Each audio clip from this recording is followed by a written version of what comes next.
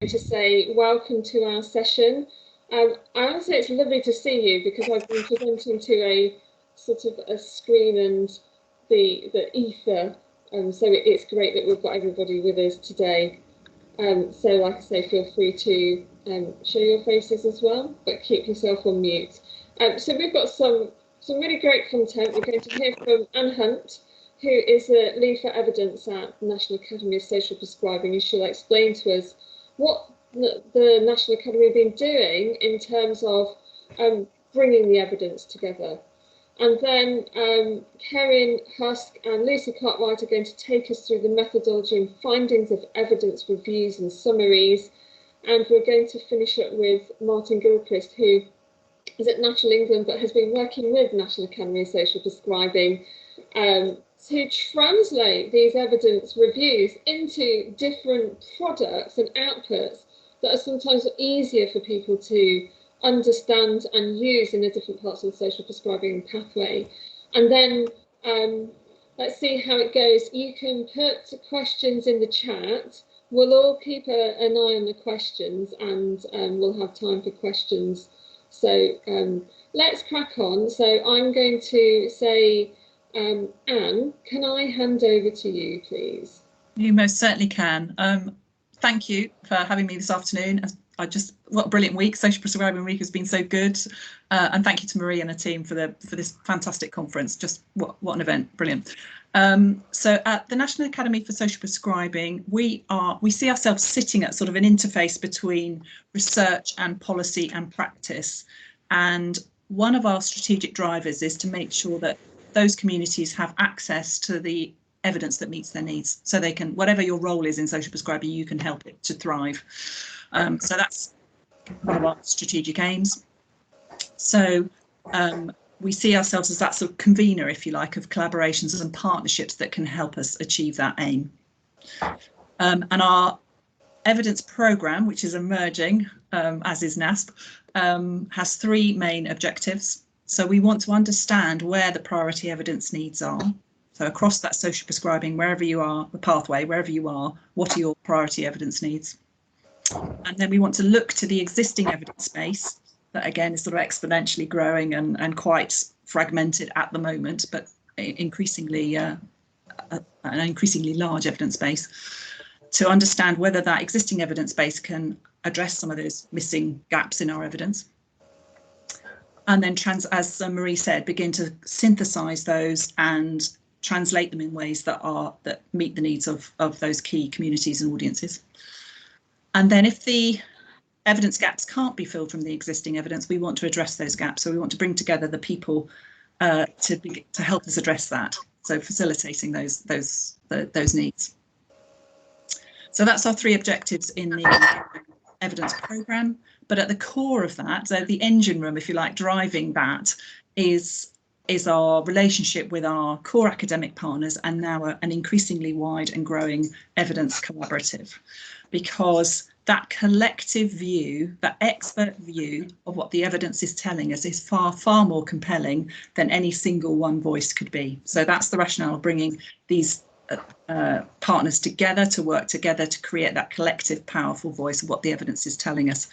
So I'm going to probably hand over to Kerryn now, who can tell you much more about the who and the what and the how, and then he'll hand on to Lucy and to Martin as well. So I'm going to hand over to you, Kerryn, if that's all right.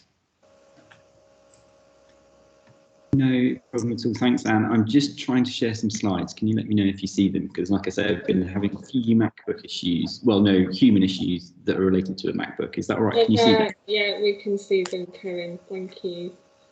Fantastic. So, yeah, thank you very much. I'm here to talk about the engine room. I quite like that phrase, of the Academic Partners Collaborative that Anne described. So I'm here today talking on behalf of the core academic partners. There's a list of them there. We are from 7 universities, there's 14 of us, and we've been working together over the past year to do some work for NASP. I'll say a little bit about the methods, our approach, what we've done. I'll have about 10 minutes to do that, and then Lucy's going to give you the interesting bits, the results of our reviews, and then I'll have him to say a little bit about what we're doing with those results and how we're communicating. So there isn't a single person at this conference who needs to tell anything about social prescribing and how we define it.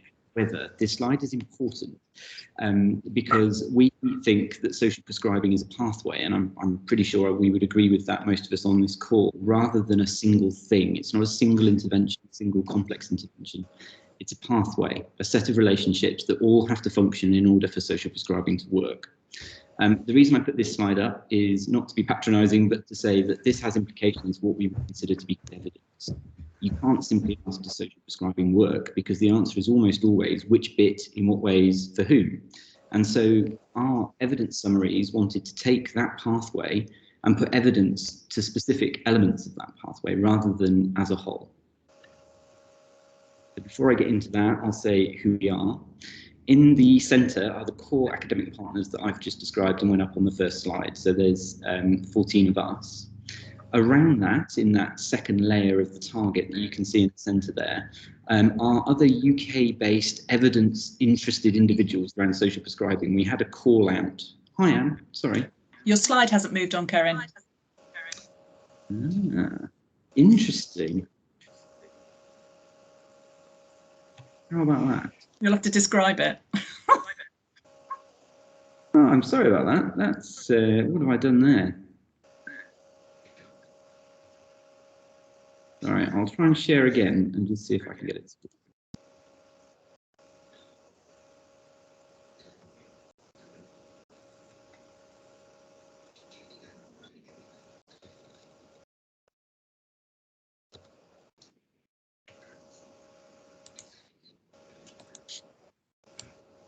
Okay, how about that?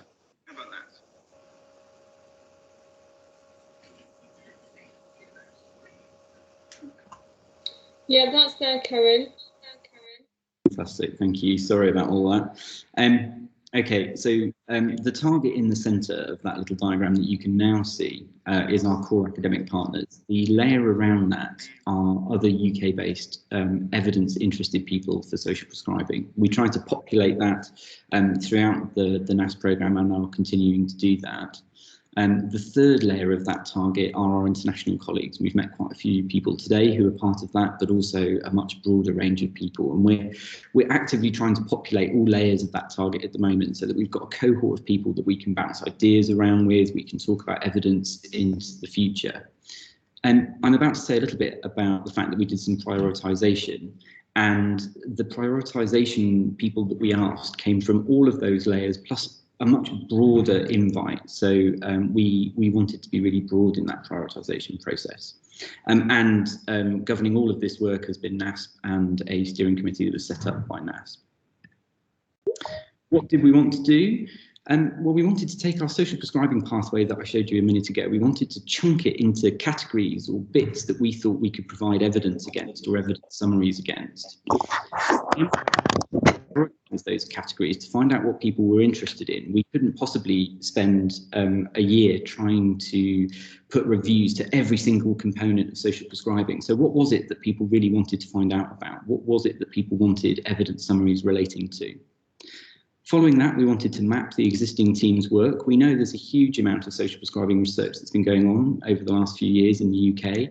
We didn't want to duplicate any of that, so we wanted to make sure that we could build on what was there rather than duplicate it.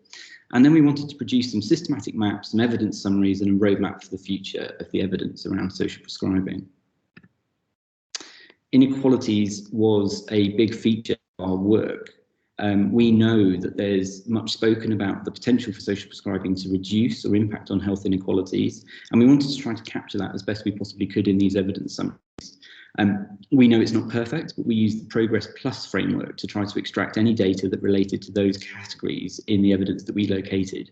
And we wanted to do one of three things. We wanted to say that in a particular study, there was evidence of inclusion for a particular group. There was evidence of disadvantage, potentially, for some groups, or there was no evidence at all. So we aim to summarise the evidence around particular groups along those lines. So our first job was to take that really long, complicated social prescribing pathway, split it into categories, and we ended up with 40 different categories that we thought were evidenceable for social prescribing. And we then engaged in a voting process, and you can see this diagram here demonstrates who we got to vote, essentially. So we went to people in the policy system, the funding system, we went to other researchers, social prescribers, voluntary community sector participants, people who'd experienced social prescribing. And we asked them to rank those 40 categories in order of importance of where they would like to see an evidence summary produced. And we ended up getting 46 votes from people who engaged with the process, and they told us that the 6 topics that they were most interested in seeing an evidence summary around were the economic impact of social prescribing, what the funding models were for social prescribing and whether they were sustainable or not, what the medium or long-term impact of social prescribing on individual health outcomes was, how we measure outcomes for individuals receiving support, whether ethnic minority groups access or not social prescribing, and who it was or isn't that's being referred to social prescribing, so the demographic breakdown. While we were undertaking the prioritisation process, we conducted a pilot review to test our methods. We developed a protocol, we tested our searches, screening, extraction, appraisal, and synthesis. And the topic that we chose to do that with was, what does the evidence tell us about social prescribing for older people with dementia? Is a review that will be coming out through NASP at some point in the future. It's not currently available, and our pilot review allowing us to test our methods. So what did we do? Well, as I said at the beginning, the point of the Evidence Collaborative was to bring together some of the teams in the UK that we knew had been working on social prescribing research for a few years. And we really wanted to make the most of that, as well as the fact that we didn't have limitless time. So we had 2 approaches to producing these evidence summaries. For the 6 topics that that I showed you a second ago, we went out to those teams and said, who is it that's done significant work in this field already? What is it that exists? Have you done recent reviews, studies? Is there anything we can build on to try to capture what's currently known about that topic? Where the answer to that question was yes, so for example, Marie has done some great work around outcomes in the last few years, we said we didn't want to duplicate that great work, we wanted to add to it. And we called those platform summaries, where we went to a team and we asked them to provide a breakdown of the evidence as it currently was, and how we as a collaborative could add to, build on, and plug any gaps in any evidence summary that we produced. So we took the platform where people had worked on before, and we tried to build on that in the summary. Where the answer to some of those topics was actually there hasn't been significant work, all the work is disparate, diverse, diffuse. We said we'll go back to basics and we'll try to do a rapid review of that topic from scratch, essentially. While we were doing all of those summaries, we were trying to develop our collaborative at the layers that I spoke to you about, those 3 layers. And the last task that we're still working on is to produce a roadmap to say, we've got some summaries, where do we go next? Where should the evidence for social prescribing take us next? If we're going to do more summaries or we're going to do more policy briefing documents, along what lines should those be? How do we go about reporting that? So, as I said, 6 reviews plus a pilot review.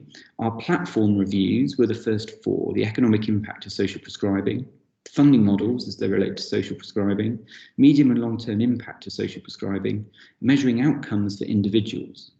The fresh reviews, where we felt that we needed to go back a little bit and do things from scratch, were ethnic minority access to social prescribing and the demographic breakdown of social prescribing, who it is that is being referred and not. So I'm going to pass you over to Lucy now, who's going to run through the results of those 6 reviews, and then from there we'll move on to Martin about the interpretation and messaging from those, if that's all right. Lucy, are you there? And can I just say before you start this, if people have got questions, if they just want to put them into the chat box, I'm sure you kind of want to see more, but do put the questions in, and then we'll come back to questions or comments as well. So Lucy, over to you. Thanks, Marie. Lovely. Hi, everyone. So I will give you a kind of whistle-stop tour of the 7 reviews.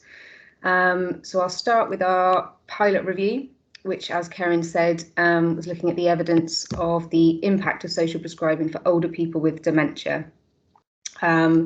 So we trialled all our methods, as Kerryn said, so that we had a basis for our other reviews. For this one, we came up with 84 sources, so 44 from peer-reviewed literature and 44 from the grey literature. And based on our screening criteria, we included 4 studies.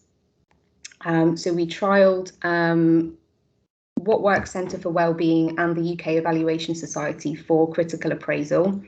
And for the 4 included studies, 3 were of moderate quality and 1 was low. When we looked at inequalities, there was either no information recorded or no impact assessed. Next slide, please, Kerryn. So our key findings for this pilot review, obviously we only found 4 studies, so the research on impact is limited. There was a variation in referral process and organisations, and possibly somewhat predictably, barriers included cost and transport for accessing services. There were some study limitations, memory and outcomes. Obviously, it's difficult when you're working with people with memory problems to report outcomes, and there were some discrepancies between individual accounts of people with dementia and their carers. And there was also some delay in resource allocation. So next slide, please. Thank you. So moving on to our first platform review, so the economic impact of social prescribing. So for the platform element, it was quite a complex picture. So returns on investment were mostly positive, but some increased costs and amount of care. And in one study, there was a statistically significant reduction in GP visits. We added 5 studies to our additional element, and these showed generally improved wellbeing and associated cost savings. For 2 service delivery studies, there's a bit of a mixed picture. So one saw a reduction and one saw an increase in service use. So a complex picture, really. And next slide, thank you. So for inequalities, for economic impact, there were hints at more resource savings for the frail and elderly. And overall, what we can say is that there are a diversity of social prescribing approaches aimed at different populations. And so it just wasn't appropriate to synthesize this kind of quantitative data. Return on investment was favourable in most cases, but to fully understand this, we would argue a kind of randomised controlled trial-based study situated in complex systems thinking. Next slide. Thank you. So our second platform review, which was funding models for social prescribing. So a summary of the platform element. Single collaborative, fully integrated commissioning is common, but less so in-house direct funding and personal health budgets. BCSE capacity is central to sustainability, but sustainability is tricky to demonstrate because a lot of the developed models are relatively new. We added 9 studies to our additional element. So for the co-commissioned models, there were benefits of having multiple agencies, but there were difficulties around inter-agency working. And for social impact bond models, there were benefits of direct funding, drawbacks of outcome-based payments, and tensions and competing priorities.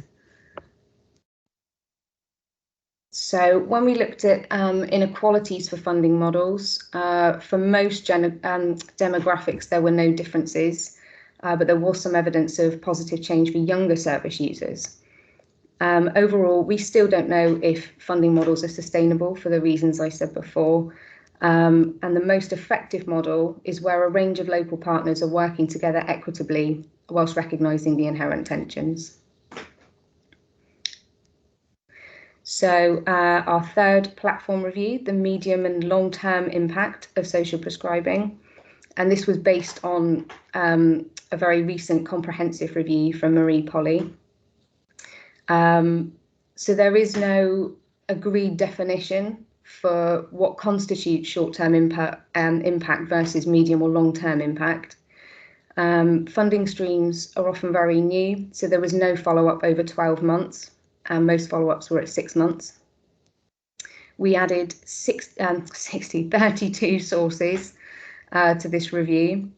And again, there was still no medium or long-term follow-up, and many were unknown. There was a lot of data at baseline, and then you'd get a lot of studies saying post-intervention, but they weren't specific about when that was. For the ones that did specify, 4 to 10 months were the longest, and these were mostly for social and well-being factors, but there was also quite a wide range of other factors, as you can see listed there. So overall, what we can say is that for both the peer-reviewed literature and the grey literature, there were no measured outcomes beyond 12 months, other than one exception. So we do urgently require longer-term evidence of the efficacy of social prescribing.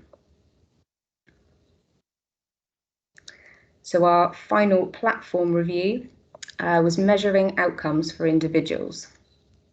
So the platform element summary, there were decreases in loneliness, improvements in mental health and well-being, and improvements in social connections, which is great. Outcomes and outputs are very hard to collect in social prescribing. There's no standardised approach, and it's often skewed towards health outcomes rather than other outcomes. We added 32 sources for this one, and all but 2 were reporting wider determinants. There was a very large range of measure. Overall, what we can say is that the majority of studies included social factors and well-being. All but 2 studies of the 32 reported a positive impact, although not all of them were statistically significant or clinically meaningful.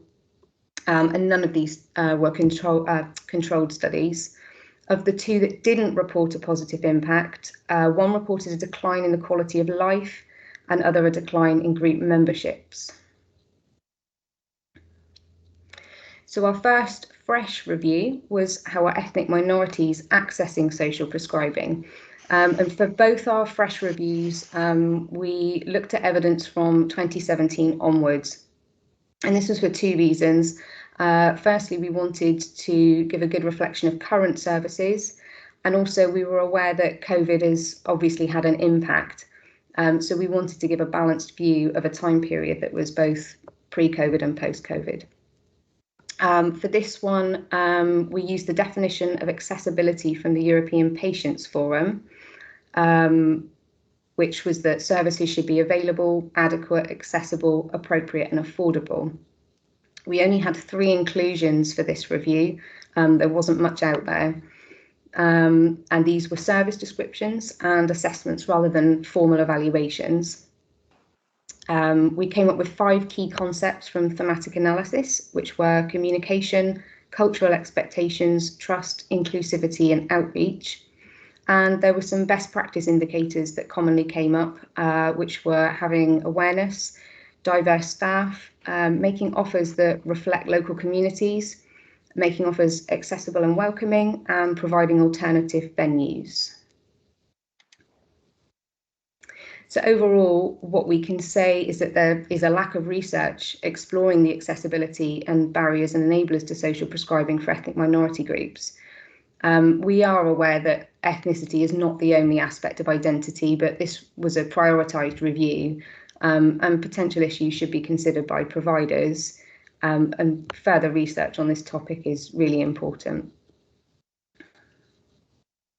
So our final fresh review was demographics, so who is and isn't being referred for social prescribing. This was our largest review. We included 36 studies, and as I said before, 2017 onwards for the same reasons. We critically appraised these studies, and the quality was very variable. And when we looked at inequalities, there was a general scarcity of discussion around disadvantage or any intention to address inequalities. So our results were that there was a lot of missing data, a lot of data at baseline and then a huge drop off. Reports tended to be very positively framed, and were not always compared to the local population, so it was difficult to assess representativeness of the data. So generally for age, there was a broad age range included, except for children and young people. There were almost twice as many women accessing social prescribing as men, and other genders were reported negligibly. The white population was overrepresented or overreported. It was unclear what people's socioeconomic status was or index of multiple deprivation due to difference in reporting in samples. There was very sparse reporting or inclusion of disability, and there was a very broad range of reason for referral, but mostly mild and moderate mental health problems were very common, so things like anxiety and depression. So overall, for demographics, what we can say is that social prescribing does seem to be an all-age offer, but there are indications that children and young people aren't accessing it to the same extent. There does appear to be a gender divide. Ethnic minority groups don't access social prescribing as much as other groups, although this isn't the case in all situations. There were some evaluations where ethnic minority groups were overrepresented. Reasons for referral are very broad and focused on those most appropriate for social prescribing according to policy. But overall, there is a need for more research exploring all aspects of the demographic profile of those engaging in social prescribing. So that was my whistle-stop tour. The reviews, the 6 main reviews are available. I think we can probably share the link for that one now. I don't know if we can do that in the chat or... I'll pop it in the chat in a minute. Oh, lovely. Waiting. Thank you. I'll hand over to you, Martin.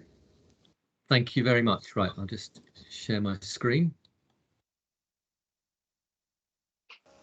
So hopefully you can see. Can you see that? Yeah.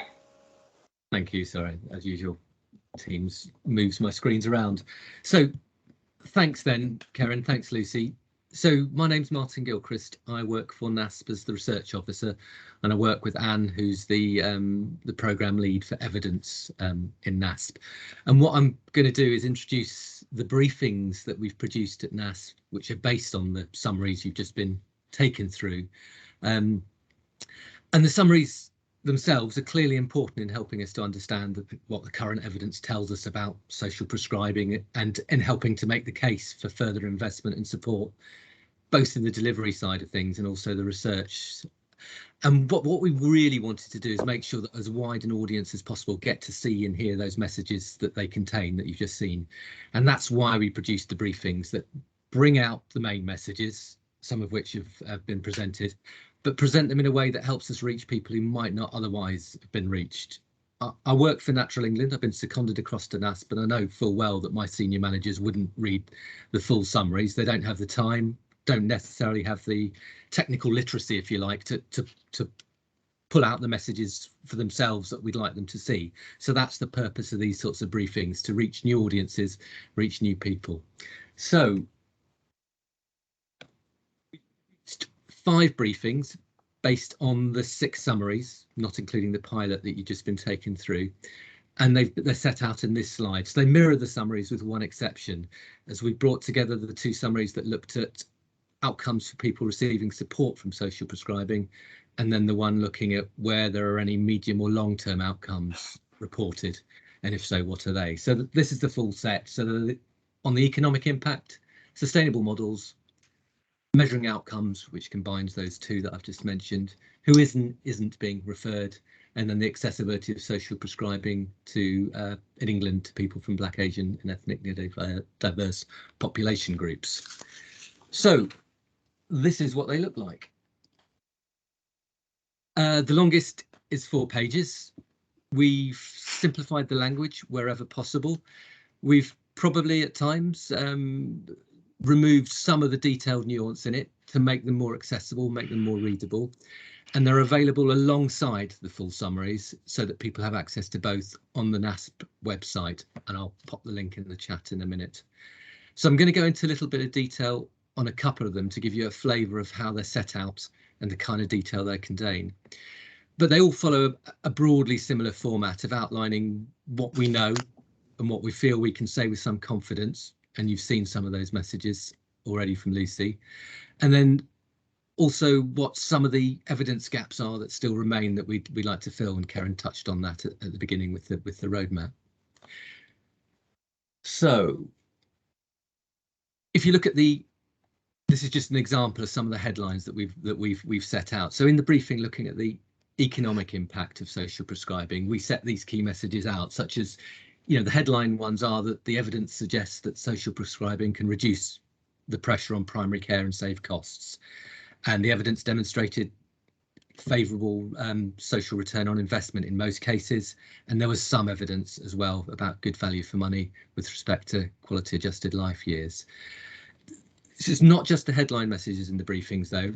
We've simplified the kind of background and the studies that they draw on, but they do draw on those studies and evaluations that were included in the full summaries that illustrates these points and show what underpins them, so that the headline messages can be read with confidence by the people that we put them in front of. So they're primarily aimed at, I guess, not at the academic community, but more at policymakers, practitioners, practice enablers. You know, Natural England, my parent organisation, are a good example of this. Government arm's length body with all kinds of contacts across government. You know, organisations and departments like DCMS and DLUC will have an interest or have a potential interest in social prescribing, but we need to make the evidence and the messages accessible to them. And so we can start those conversations and generate interest with them, open doors, and demonstrate the relevance of social prescribing to the different sectors that we work with and the organisations that they work with and the outcomes that they're seeking. Just another example of one of the briefings, this one looking at measuring outcomes, and here the main messages include things that social prescribing can have an impact on a very wide range of outcomes, and you've seen Lucy set these out, and you see there's some differences, I guess, that, you know, we've simplified some things, bundled things together, as I've sort of said over and over again, so that they are easily digestible, quickly readable, and make sense to the people that they go in front of. And they also highlight the things that, again, that Lucy highlighted, that there isn't any real evidence on long-term outcomes, but there are also challenges associated with collecting outcome evidence. And again, you know, these messages in the briefings are supported with some of the detail from the full summaries to give the context and the confidence to the reader. So that's great. But what next? Well, we're keen to share the briefings and the summaries as widely as possible. And they're there on the NASP website for anyone to download to help in their conversations and their discussions with decision makers, with funders, with people who are going to advocate on their behalf. There are more in the pipeline, not just from the prioritisation process that Kerryn mentioned, but we've got a range of commissions that have come through from organisations like NHS and Natural England, and NASP are working with the academic partnership to fulfil these commissions. So I think there's 9 in the pipeline across a range of subjects and topics that will help, again, add to the evidence base. And in addition, the gaps in the evidence and the future needs that have been identified as part of the production of the full summaries, and also the prioritisation process that Kerryn mentioned, but supplemented and added to with insight that NASP staff have in their conversations with key partners, are being used to inform that roadmap that Kerryn mentioned. So it's not a simple prioritisation process, though that's certainly a central part of it, but it's also working with the kind of the big decision makers to understand their needs and adapting and tweaking what we focus on so that we can meet those needs quickly, alongside sort of filling out the bigger blanks that have been identified. And we hope to be able to share some of that emerging thinking with the Evidence Collaborative, which has an air meet, I think, on the 29th of March. And the links are there. I'll pop them in chat in a second. So the briefings and summaries are on the NASP website, and the International Evidence Collaborative link is on the Social Prescribing Network website there. Well, that's it. So there's the details for Anne and I. If you want to get in touch, we're keen to hear your feedback and your views and their usability. That will help us improve as we go forward. But I think that's the introduction. That's the summary. So I'll stop sharing my screen and hand back. and I will pop those links in the chat and hand back to Anne and Marie. Thank you, Martin. Thanks very much, Martin. I feel like we've just done a whistle-stop tour of methodology, different subject, and then how that's been translated. So there's some questions. I've got an echo when I speak, so I'm going to hand to you, Anne. Do you want to go through some of the questions that are coming in and some of the comments? And I'm aware that Helen Chatterjee and Chris Dayson are with us as well, and I know they inputted, so they may have comments. So I'm handing to you, Anne. Okay, hopefully people can hear me. Sorry about the echo that you had. There were two questions that I noticed and some other comments. I'm going to start with the questions if that's all right. Tom Watkins, you're on the line. Do you want to unmute and ask your question? Hi there. Yes, yes, please. Hi.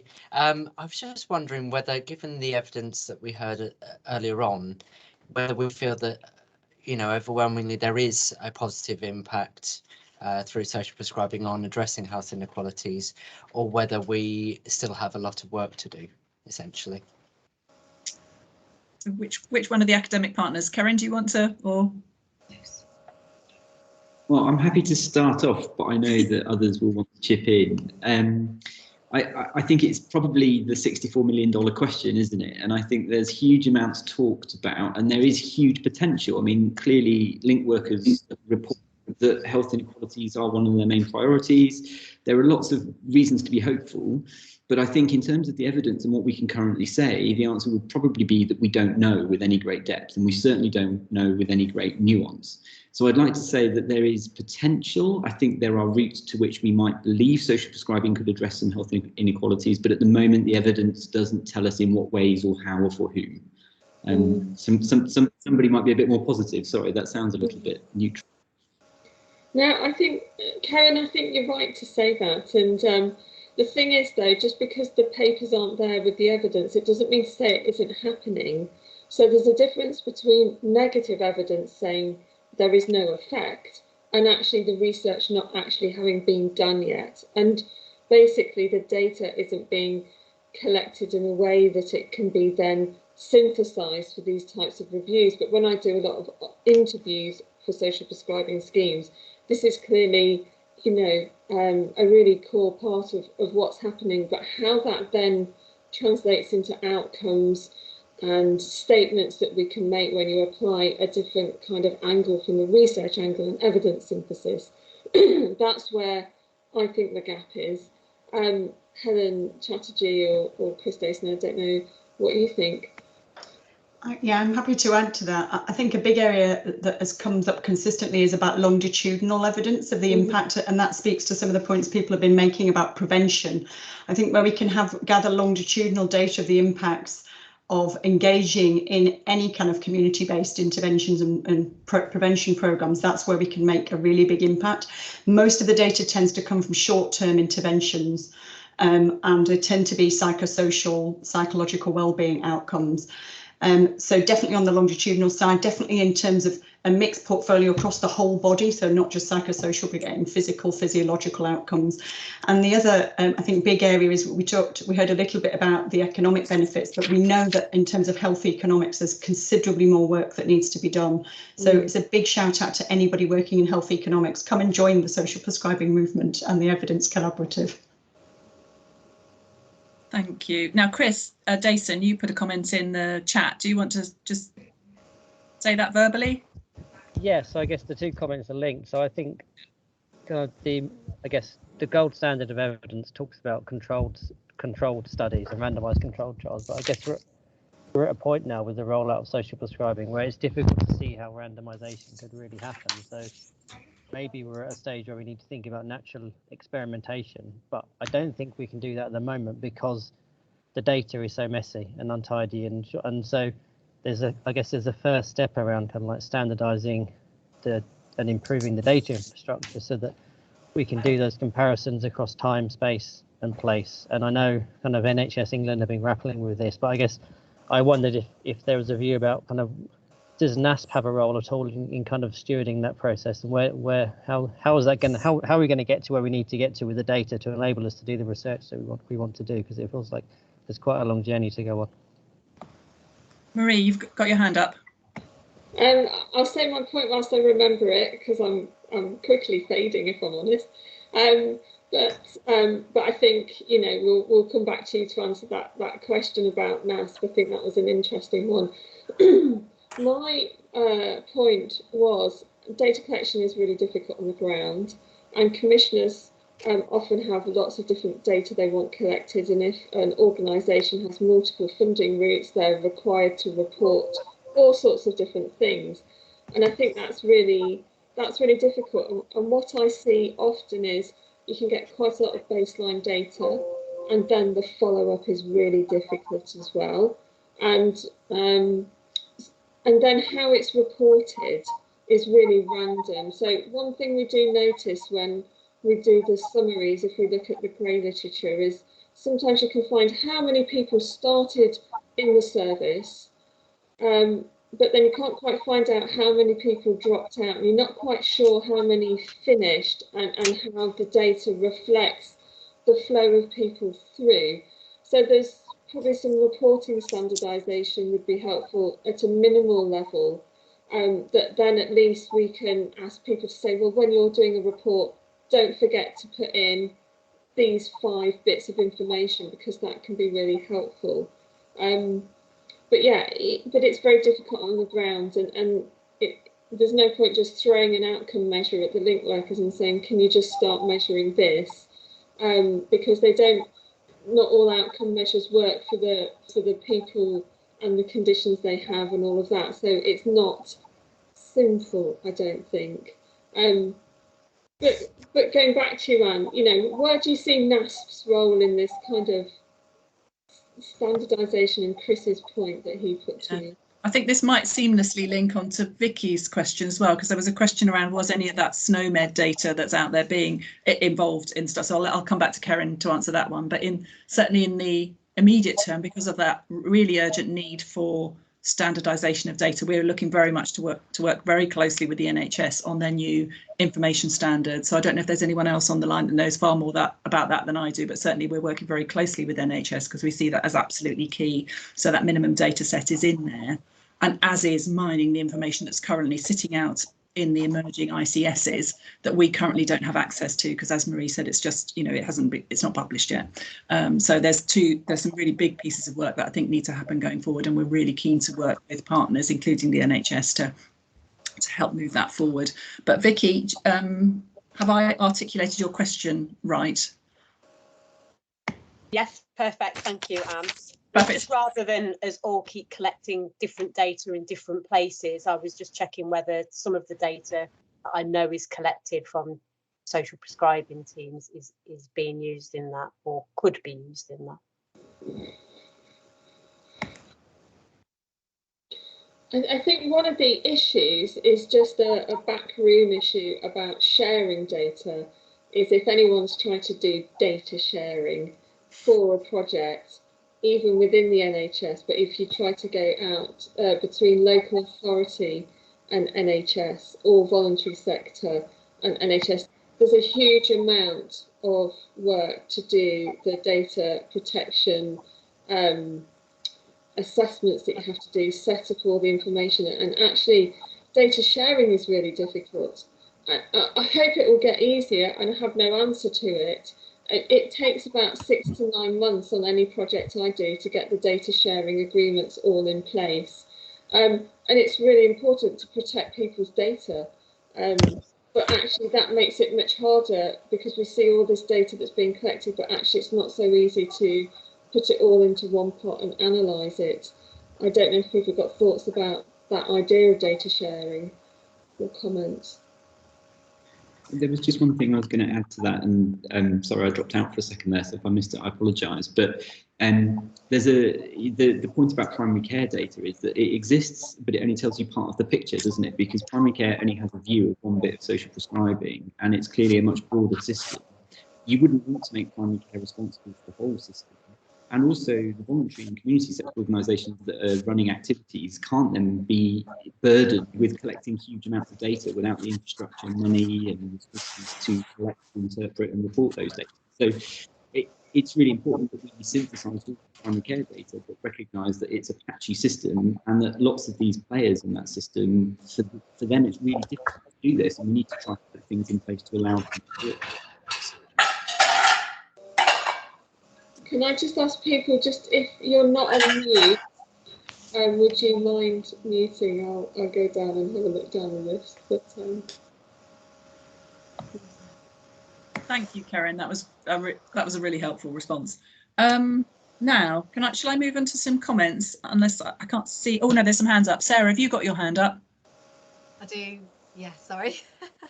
I just put in the chat about how, and I know you just mentioned, Marie, about the data sharing element, and I just wondered, with the social prescribing software that's coming into play for a lot of, to support social prescribing to take place, could it be that it's better embedded as a almost like the open data sort of standards, in terms of it wouldn't have connections with certain demographic, certain information like someone's name, but that information could form on a dashboard utilizing software that is already being used. So just looking at how practice is being delivered and where research could be gathered and informed through what is being used within social prescribing. So that's something I thought would be, because there would be a standardization of that. There would be that they already do collate data. And I know there would still be other data sharing issues in terms of the broad EGET and sharing any one of those, but there is an opportunity maybe within those systems that where research could utilize perhaps that information. Is not a very good clear question, but it's a kind of point and thereabout question. Helen, you coming back in on that one? Yeah, I can do. I think it's a really good point, Sarah, and we should probably follow up on discussions that I had very long time ago, about a year ago, with Health Data Research UK. I don't know if people are familiar with them, and they house a huge range of data. Predominantly, I think, because it was very quantitative data. That's most people know of it from more clinical end of the spectrum, but they do have capabilities for housing non-quantitative data and qualitative data, and of course it's all anonymised, and they have a whole set of data standards. So I think that's maybe something that we could initiate between the Evidence Collaborative and HDR UK. And actually, we've got other companies as well, like Elemental and the digital platforms, who are collecting a huge amount of information, and again, their platforms essentially standardised. And I know I've talked to them when we've done grant collaborations, to say, well, actually, and actually they're collecting data which starts with the person's referral, understands the discussions with the link worker, and shows where a person's then gone out to. So in one of our evaluations, we took all that data, and to show that person's, or the people's journey, was really valuable as well, because you're not just looking at why was someone referred, but you're understanding about that journey. So I think there's all sorts of data sources that are actually getting bigger and bigger as they mature. So, I agree, Sarah, and I think how it happens, again, because it's different IP, it's different ownership, there's different, sort of legalities around sharing. But I think that's feels like one of those wicked problems that we can try and all work on together and discuss at the Evidence Collaborative meetings, like the one at the end of March, and just see how do we chip away at that and make it work. I'm really interested to hear what other people's kind of solution ideas are to things like that as well. Yeah, there's a comment in the chat about what's valid data rather than just standardization. So again, that's a really useful way to look at things, I think, too. So are there any other, I'm just looking at the time, are there any other questions in relation to that? Otherwise, we'll just my observation of some of the comments, I think, is there was one around commissioners, so where there's lack of longitudinal data, we need to ensure that the bits are in place. So commissioning happens for longer periods than short periods. There's that gap around evidence around people with disabilities. So making sure that we have something in the roadmap to begin to address those evidence needs. And Veronica, the comment about involving arts for your organisation and other organisations, actually. So that's what we want to do, is try and bring together those collaborations of researchers and voluntary sector organisations and other organisations with expertise in dealing with particular audiences to move particular areas forward. And that's what we want to do going forward, is list those gaps and then identify ways in which we may be able to move those gaps forward. Anne, can I ask, I'm just sort of looking at the comments as well, and just going back to this problem where you've got organisations where all the funders want different reporting outcomes, which is just it uses up a huge amount of admin in an organisation that's constantly wanting to try and secure its funding just to be reporting back. Do you think NASP has a role, and perhaps with the Evidence Collaborative, that we can start to think, well, what would be the minimum, the core? Is there some advice that could go out to support funders thinking more? I'm going to say think more carefully. Maybe that's not the right phrase, but to consider the impact of what they're asking for compared to what someone else is asking for on the actual organisation, because they're the organisations that don't have the research teams and time and resource in there, aren't they? Yeah, I think it's a really good question, Marie, and I do think it's around, if we can, we've started to have initial conversations, haven't we, Martin, actually, about this. It's how do we support particularly the voluntary sector end to have access to the support that they need to measure things in a standard way, but also engaging with those big funding organisations and the associations of those funding organisations to make sure that we create as much simplicity in that system as possible for people. So yeah, they're both on the radar. And that has really lit up the chat box. So that's great. Chris Dayson, you put a comment in here saying some funders are now saying, tell us how you measure outcomes. Is that common to other people? I wondered what's happening. What are you thinking, Chris? So I think it's amongst some of the more, I guess, progressive funders, people like the Lloyds Bank Foundation. I think maybe even the lottery are doing it in cases now where they're saying, yeah, tell us how you're measuring out, how you're evaluating already, and we'll use that. I don't think that practice has made its way into the public sector yet, and I think until it makes its way into the public sector and CCGs and ICSs and local authorities are having that same conversation, I think we're still going to get this proliferation of measures. But I think there is some really good practice out there amongst some funders of voluntary organisations that could be learnt from. Anne, I've seen a question from Mo that says, I'd like to ask, is there any triangulation of research back to long-term conditions? And in the next set of evidence reviews we're undertaking, actually some of them are being looked at with the core 20+5 terms. So we are focusing on those, some of the long-term conditions, or where they talk about multi-morbidities is one of the groups, but also there's some core outcomes on severe mental illness, cancer, COPD and things like that. So the next round of reviews will have an aspect of that. I just thought that was one I could answer quickly. Back to you, Anne.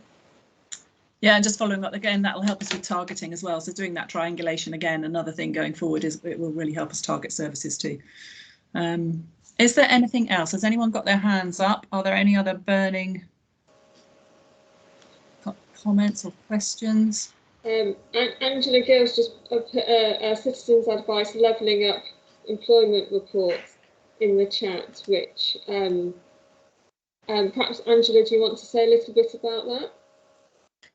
Yeah, only to say there was a really interesting case study. I would be biased because I was part of it in Gosport, but it was covering Walsall, Liverpool and Solihull. And a lot of what I was the individual interviewing 5 different stakeholder categories, including the VCSE and partners from health and social care, economic development. And some of what we've been hearing just all day today, not just in this session, has resonated with what the report sort of findings were. So I just thought I'd just flag it because it was a really interesting report around inequalities and how we need to really work together to tackle this, not the VCSE sector or the health and social care sector, but actually work as a unit to do this. That is absolutely key, and it's not that easy to do at any level really, because everything is so fragmented. So yeah, that's one of our challenges, I think, but it's absolutely key to resolving this, I'm sure. And is it a couple of questions talk about, you know, is it about stories and qualitative data, not just quantitative? And I'm pretty sure probably most of the researchers in the evidence collaborative are all about mixed methods, about being pragmatic and looking at how you look at all types of what we could say evidence from one person's experience, or whether they've got researchers in residence observing what's happening through interviews, focus groups, and then using that to explain sometimes what the outcome measures in the quantitative data say. One of the conferences we ran, I think about 3 or 4 years ago, it was a very specific research one. I think everyone was quite united in having a pragmatic approach to research and social prescribing, which was, I felt like a watershed moment, because we're always being pushed into randomised controlled trials, but that's not always the right thing. I know personally, I remember the data about the stories more than I remember the figures, even on my own research, and it's just very powerful. So that mixture and the triangulation of people being saying, I think, is what is happening a lot of the time. There's one other point from Tim that says there's the issue that a lot of people want help. They might be grateful that they don't have to be evaluated.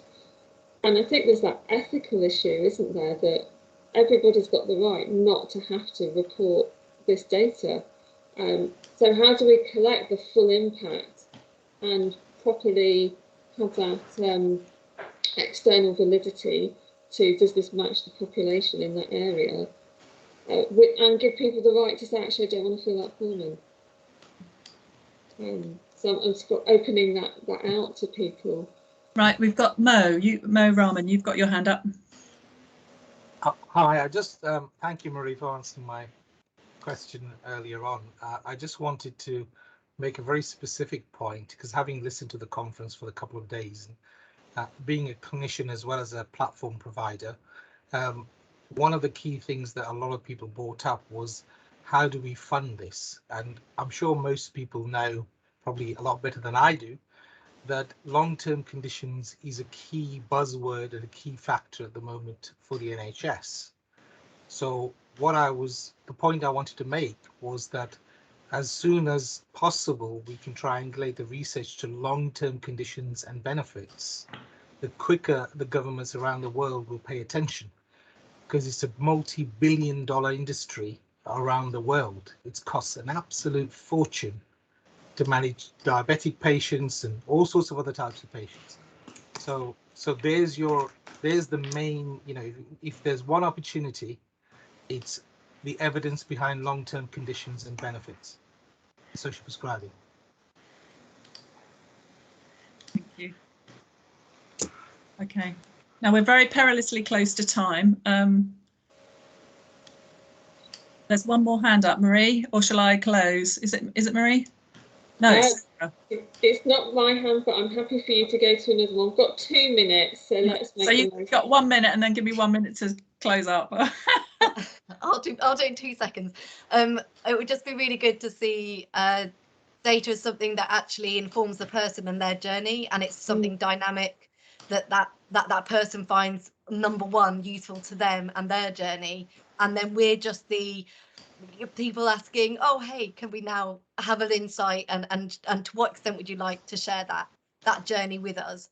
So that's how I'd like to see research moving more towards, that I think could have both the standardization and the personalization included on a social prescribing platform. Thank and you. And that's perfect, because the comment that leapt out for me through all of that was data should support a story. So I think, you know, that's a good challenge to be left with, I think. Yeah. Marie, anything else? I just want to say thank you to everyone that's contributed. because I think it's great to have a bit of space to come together and start to discuss this. And I've really missed having these conversations in a room with people over the last 2 years. So if people want to continue that conversation, come on the 29th of March for the Evidence Collaborative.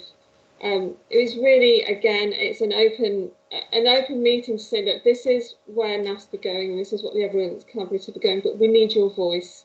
So we really like people to come and share your thoughts again and shape this. But yeah, I think that's all for now. And you've got 10 minutes to choose what your next breakout session is. So thank you, Kerryn. Thank you, Lucy. Thank you, Martin. And thank you, Anne. And I think we'll leave it there. Thank you. Thank you.